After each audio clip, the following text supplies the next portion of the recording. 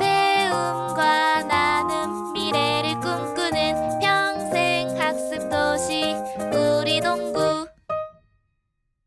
인간은 말이죠. 명실상부한 생태계 최상위 포식자입니다. 날카로운 송곳니와 우람한 근육을 가지진 못했지만 생태 피라미드 꼭대기에 다다르기 위해서 다양한 능력을 길렀습니다. 지구력을 기르고 두뇌를 활용하여 불과 도구의 사용법을 익혔죠. 인간의 특별한 능력은 이외에도 다양한 것이 있지만 가장 뛰어난 능력은 바로 적응력입니다. 기후변화는 많은 동물들을 멸종시키긴 했지만 우리 인류는 살아남았죠. 기후변화를 겪을 때마다 그 기후에 적응하여 진화하기까지 했습니다. 2, 3도의 기온변화는 인류에게 있어 굉장히 큰 일이었습니다. 기온 차이는 동서양의 문명의 충돌을 만들었으며 기후의 변화에 따라 인류는 쇠퇴하기도 하고 발전하기도 했습니다.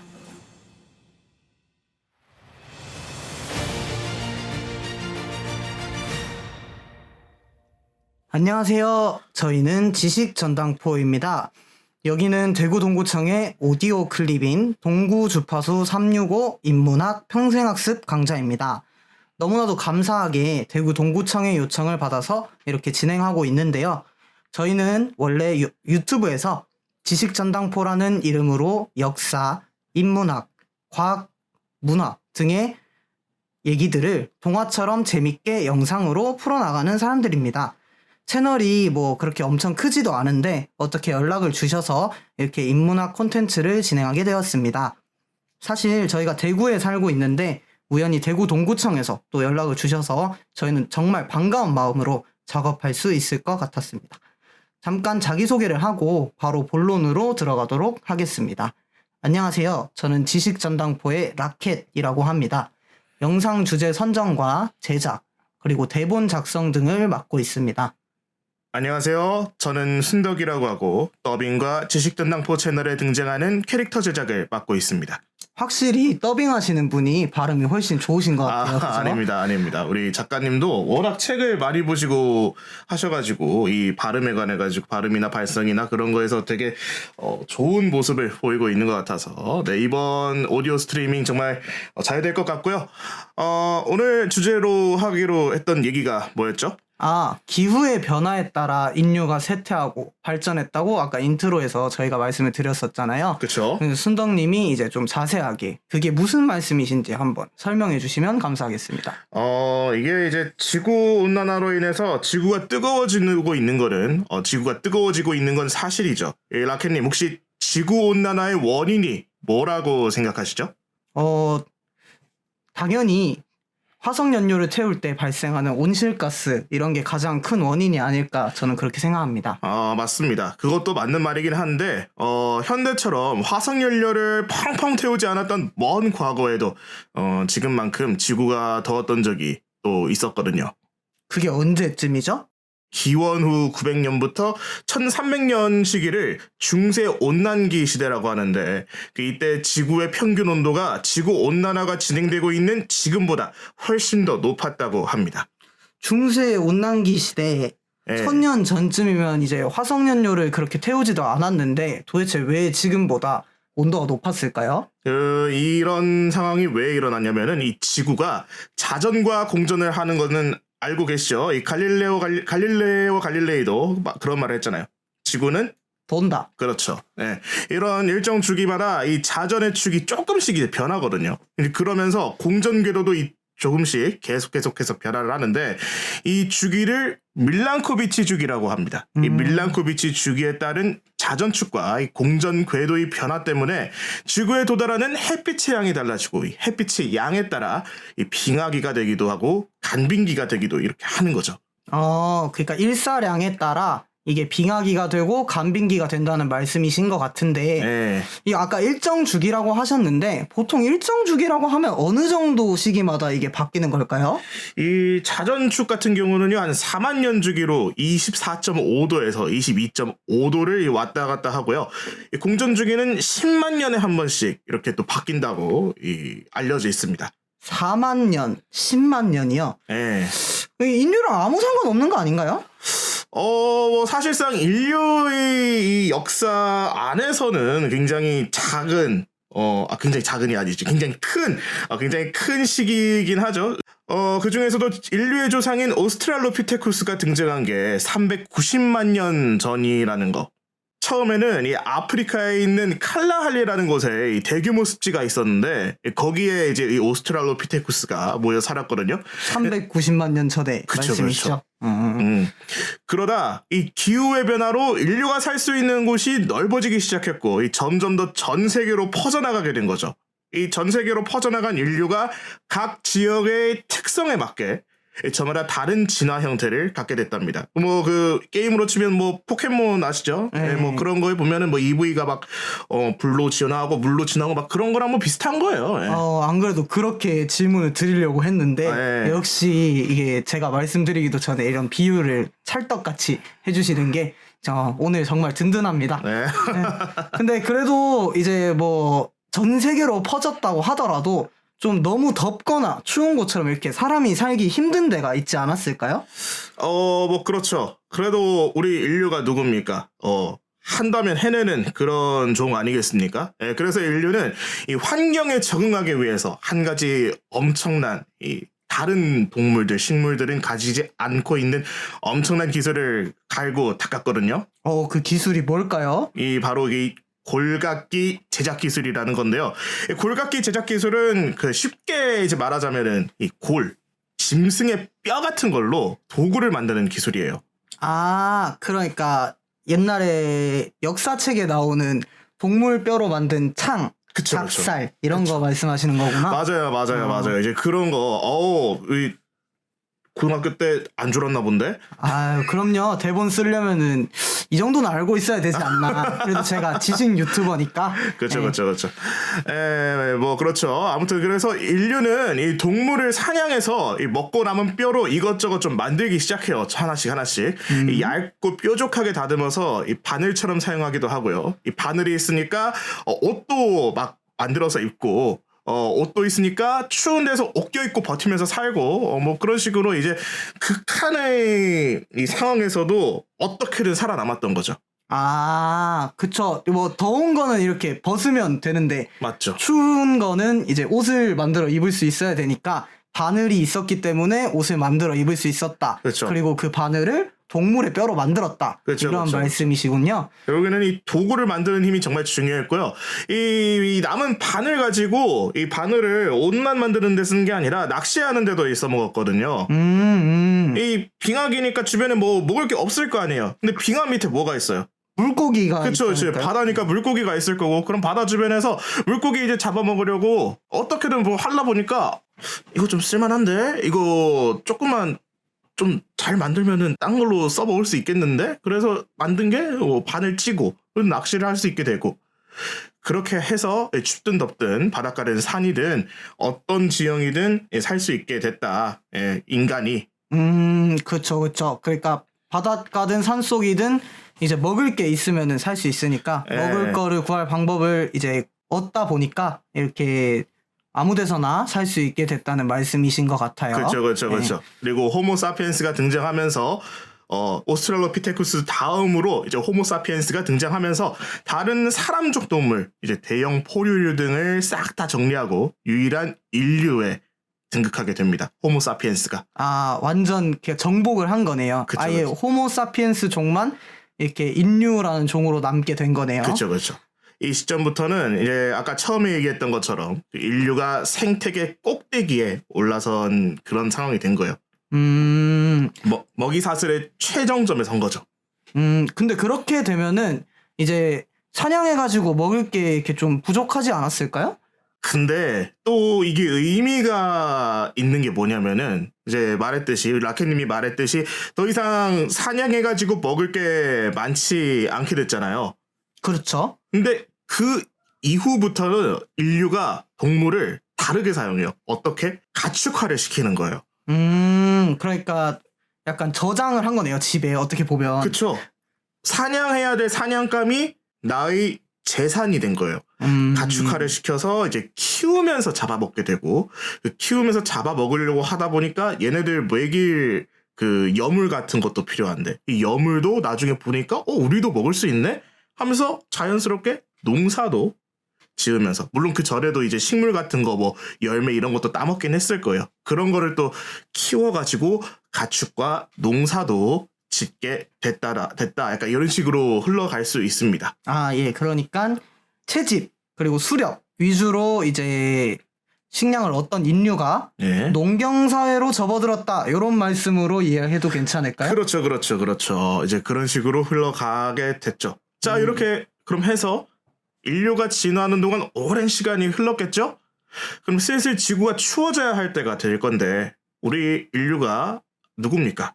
이 동물, 식물, 그리고 심지어는 이 같은 사람족끼리 싹 다 평정해버린 먹이 사슬 꼭대기에 있는 그런 인류 아니겠습니까? 그렇죠. 이 지구의 사이클까지 깨버리는 지경에 결국엔 오게 됐어요. 네, 다시 한번 이제 정리해서 말씀드리면 인류가 채집 수렵 사회에서 농경 사회로 넘어가는 동안 굉장히 오랜 시간이 흘렀고 예. 아까 말씀드렸던 4만 년 또 10만 년 이 정도의 시간이 흘렀기 때문에 지구가 추워져야 될 때가 됐는데 예. 인류 때문에 이 사이클이 깨져서 그쵸. 네, 그러면 안 추워졌나요? 이 원래 일사량, 그러니까 햇빛의 양에 따라 공기 중에 메탄가스 농도가 달라지거든요. 그 메탄가스 농도가 최고치를 찍으면 점점 줄어들면서 간빙기, 그러니까 따뜻한 시기가 지나고 빙기, 추운 시기가 들어서야 되는 거란 말이죠. 네, 그런데요. 근데 이 인류가 농경 사회에 들어가면서 탄소를 폭발적으로 배출하기 시작했다 이 말입니다. 이 초창기 농경민들은 화전 농업을 했는데 혹시 화전 농업이 뭔지 들어보셨나요? 숲에다가 불 활활 질러가지고 땅 만들어가지고 이렇게 농사 짓는 그런 게 화전농업 아닌가요? 맞죠. 이제 불을 계속 이제 질러가지고 이 숲을 태우다 보니까 숲은 줄고 이 농사가 잘 되니까 사람이 늘어나고, 사람이 늘면 는 만큼 숲을 더 태우고, 이 숲이 줄고 인간이 늘어나면 계속 무한 반복되는 거잖아요. 그럼 어떻게 된다? 탄소 배출이 증가한다. 그렇죠. 이렇게 계속 증가를 하게 되는 거예요. 그러면 이 문제가 가장 심각한 곳이 어디였을까요? 사람이 많은 데가 이제 심각했을 것 같은데 지구상에서 사람이 제일 많이 사는 대륙을 따지면 아무래도 아시아 쪽이 그렇지 않을까요? 맞아요. 이제 뭐 다양한 나라에 이제 인구가 많은 곳이 있겠는데 대륙으로 치면은 아시아는 이 밀이 아니고 쌀이 주식이지 않습니까? 또 그렇죠. 이 쌀 농사를 짓는 돈은 어떤 하나의 인공 습지라고 볼 수 있거든요. 습지에 식물이 죽으면 박테리아가 시체를 분해를 하고요. 이때 메탄이 나오거든요. 그러니까 아시아는 메탄 가스를 만드는 공장 그 자체가 되었던 거죠. 그러니까 이제 순덕님 말씀은 밀란코비치 주기에 따라 메탄과 이산화탄소의 농도가 적정히 이렇게 해서 정점을 찍었으면은 이게 추워지면서 슬슬 농도가 다시 내려가야 되는데 아시아가 하나의 메탄가스 공장이 되어버리는 바람에 이게 메탄가스 농도가 하나도 안 줄어드니까 추워지질 않았다. 이 말씀이신 것 같은데 맞나요? 아, 맞습니다. 제가 잘 이해하고 있는지를 잘 모르겠어요. 이거 아무래도 좀 말이 좀 어려울 수밖에 없어요. 좀 다양한 뭐 화학적인 반응도 나오고 역사도 나오고 하다 보니까 근데 아마 좀 잘 따라오면은 제 말을 곧 이해를 하게 될 겁니다. 뭐 그러면 그때부터 이제 지구의 기온이 떨어지지 않으셨다고 했으니까 그러면 그대로 유지되고 있다는 말씀이신가요? 그렇다고 하기에는 아무래도 이 자연의 힘이 그렇게 만만한 건 또 아니거든요. 이 지구의 반격이라고 볼 수 있는 사건이 한 3개 정도 있는데 이 3건의 인류사 태풍이 지나가고 나서야 이 지구는 자신의 주기를 되찾아 소빙기를 불러올 수가 있거든요. 아까 말씀하시기로는 이제 간빙기 또 빙기 이렇게 말씀을 하셨는데 빙기면 빙기지 소빙기는 또 뭔가요? 이게 약간 좀 작은 그런 빙기인가요? 이 아까 3번의 태풍이 몰아쳤다고 했지 않습니까? 제가 이 3번의 혼돈의 시기의 공통점이 대규모 역병과 거대 국가의 멸망이거든요. 이 남극 대륙의 얼음을 조사해보면 이산화탄소 농도가 평소보다 낮은 시기가 있거든요. 그럼 그 시기를 우리는 이 소빙기라고 부르는 겁니다. 대규모 역병과 거대 국가의 멸망. 예. 이제 뭐 생각나는 사건이 세계사 때 제가 뭐 잘 안 졸았는지 몇 가지 있는데 예. 좀 각각 언젠지 좀 자세히 설명해 주실 수 있을까요?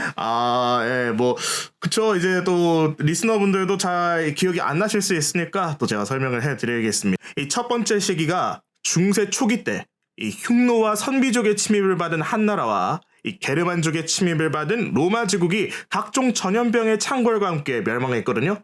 이 두 나라가 멸망하면서 많은 사람이 죽었고, 이 많은 농지가 훼손되었죠. 그 이후에 아까 말했던 소빙기가 찾아왔습니다. 그러니까 이제 사람이 좀 많이 죽었을 때 이렇게 소빙기가 찾아오는 것 같은데요. 그렇죠. 그럼 어느 정도 규모로 죽어야 되는지 두 번째 제가 아직 판단이 잘 안 돼서 그러는데 두 번째 소빙기는 또 언제였나요? 이 두 번째 시기는 14세기인데요. 몽골의 침입과 흑사병의 창궐로 유럽에서 사람들이 마구마구 죽어나갔을 때 또 한 번 소빙기가 찾아왔습니다. 그러니까 어느 정도 뭐 작은 전쟁 이 수준이 아니라 진짜 대륙을 뒤흔들 정도의 사건 사고가 있어야지 소빙기가 찾아오는 것 같네요. 그렇죠. 이게 역사를 잘 모르는 사람도 그 흑사병의 무서움은 많이들 들어봤을 거거든요.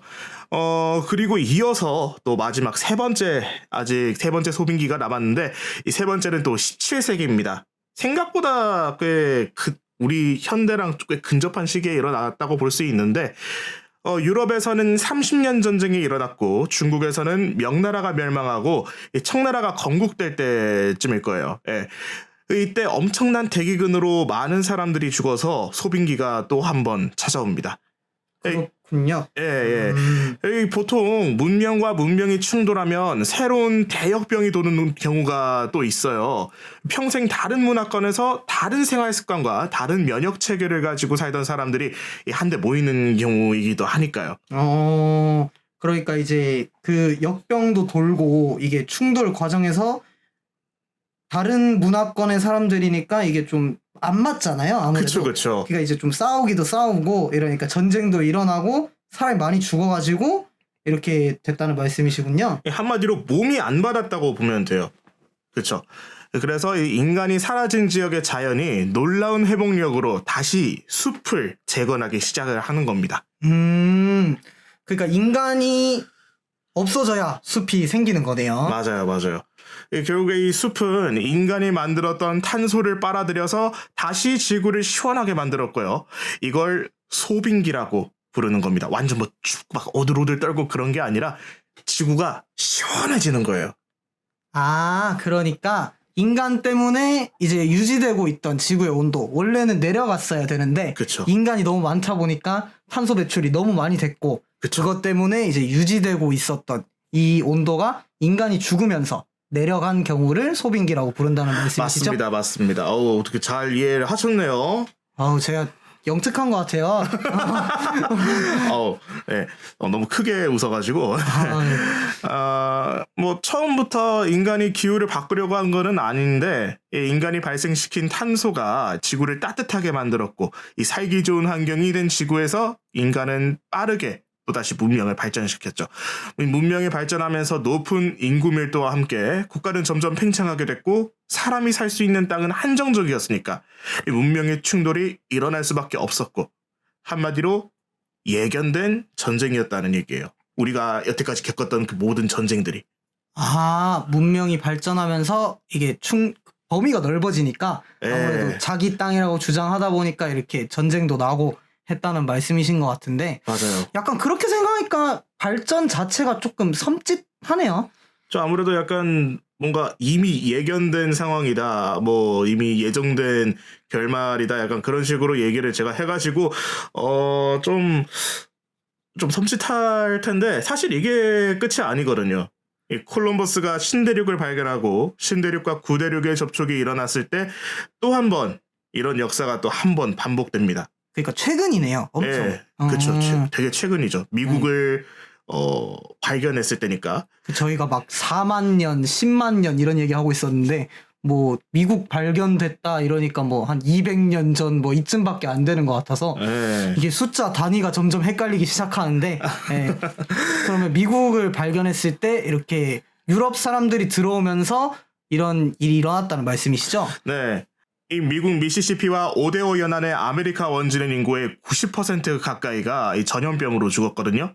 이때 미국에 돌았던 전염병이 그 유명한 천연두라는 병입니다. 혹시 아, 뭔지 아시나요? 아, 네, 알아요. 네. 이거 그거 아니에요? 소 해가지고 고친 그 병 아닌가? 네, 맞아요. 어떻게 대충 또 알고 계시네요. 네. 지식 유튜버입니다. 지식 유튜버. 이 원주민의 자리는 다 나무가 채웠고요. 그러면서 또 숲이 생기면서 탄소를 빨아들여서 냉각이 시작되고 200년이라는 시간이 지나고 나서야 소빙기가 또 한 번 다시 찾아옵니다. 인류가 얼마나 많았으면 그렇게 많은 사람이 죽었는데도 이게 숲 형성되고 다시 차가워지고 한 200년 걸렸다는 말씀이시네요. 예. 진짜 엄청 긴 시간인 것 같아요. 200년. 저 맞아요. 손자의 손자쯤 돼야 이게 볼 수 있을 것 같은 그런 시간인 것 같습니다. 그렇죠. 그럼 소빙기가 오면은 이제 인류는 어떻게 된다요? 이게 문명의 충돌 뭐 이러고 역병도 돌고 이러니까 인류한테도 좀 영향이 있었을 것 같은데.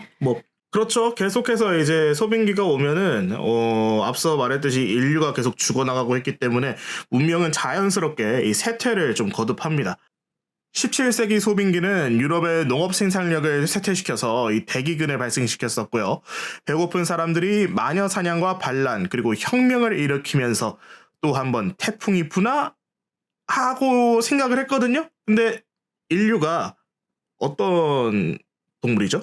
인류 아까 뭐 생태계 꼭대기 그거 말씀하시는 건가요? 그쵸. 그것도 있지만 인류는 생각하고 발전하는 동물이거든요. 학습의 동물입니다. 학습의 동물. 그러면 이제 약간 본인이 직접 겪지는 않았지만 DNA 안에 이런 소빙기 이후에 매번 이렇게 쇠퇴를 거듭했으니까 좀 큰일 날 것 같다. 약간 이런 게 내재되어 있었다. 뭐 약간 이런 식으로 들리는데. 뭐 그런 것도 있죠. 예. 네. 이제 막 DNA 안에 막 자기들 옛날에 이런 사례들이 있었으니까 큰일 난다는 게 뭐 각인되어 있었나 봐요. 뭐 자기들 뭐 그런 건지는 잘 모르겠는데 아무튼 이런 대혼돈으로 이 소빙기 이후에 이 문명이 또 한 번 쇠퇴할 뻔 하거든요. 그쵸? 근데 역사적으로 잊지 못할 산업혁명이 시작이 됩니다. 소빙기 이후에 문명이 쇠퇴돼야 되는 타이밍이었는데 예. 산업혁명이 이렇게 멋있게 등장을 딱 해버린 거군요. 그렇죠. 이 산업혁명과 화석연료의 사용으로 이 인류는 엄청난 발전을 하게 되었고 의학, 공업, 농업 등 각기 분야에서 엄청난 발전을 이룩하게 되는 거죠. 아까 말씀드렸다시피 문명이 발전하게 되면 인구수가 늘어나거든요. 1850년대 10억 명이었던 인구가 200년도 채 안 되는 시간 동안 78억 명이 되었습니다. 진짜 예. 되게 빨리 이렇게 늘어났네요. 그렇죠. 엄청나게 기하급수적으로 늘어난 거거든요. 이 인구의 증가에 따라 전 세계 육지의 15%가 농경지로 사용되게 되었고 8%는 목초지로 사용되게 되었고요. 이 도합 23%나 되는 땅이 오로지 인류의 먹거리를 위해 존재하고 있게 됩니다. 그러니까 그러면 당연히 엄청 빠른 속도로 온실가스의 농도가 올라가겠네요. 그렇죠. 이 산업화 시대 대비 이 지구의 평균 온도는 1.1도나 상승하게 된 거예요. 이 1도 차이가 정말 어마무시하거든요. 이 지구의 기온이 1.5도 상승하게 되면 전 세계 인구의 40%가 살고 있는 적도 지역이 더 이상 사람이 살 수 없는 곳이 된다고 하니까 이 기후 문제가 얼마나 심각한 것인지 좀 와닿으시나요? 그렇죠. 이제 뭐 적도 지역이라고 하면 제가 또 얼마 전에 놀러 갔다 왔었거든요. 이제 필리핀 이런 데 사람 못 산다는 말씀이신 거잖아요. 그게. 그렇죠.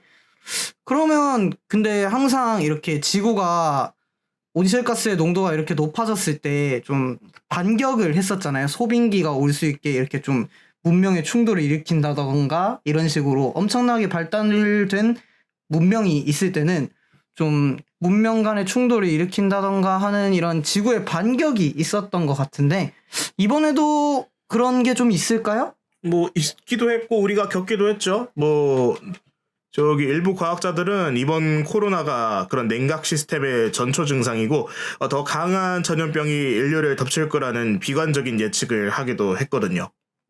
그러면 이제 인구가 확 줄어들 수 있는 어떤 이벤트가 또 있을 것이다. 예. 저희도 죽는 건가요? 이게 너무 또 극단적으로 또 치닫는 분위기긴 한데 제가 재밌게 봤던 이 영화 중에 인터스텔라에 이런 대사가 또 나오거든요. We will find a way. We always have. 오, 발음이. 와. 혹시 영어 좀 할 줄 아시나요? 이게 무슨 뜻인지 좀 아시나요? 제가 또 한번 멋있게 한국어로 읽어볼까요? 네.